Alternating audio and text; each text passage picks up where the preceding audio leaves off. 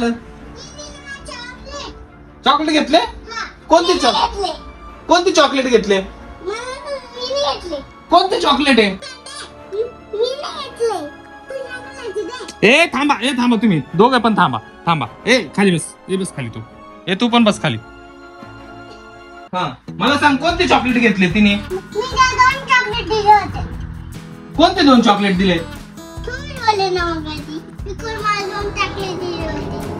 मी कधी बोललो?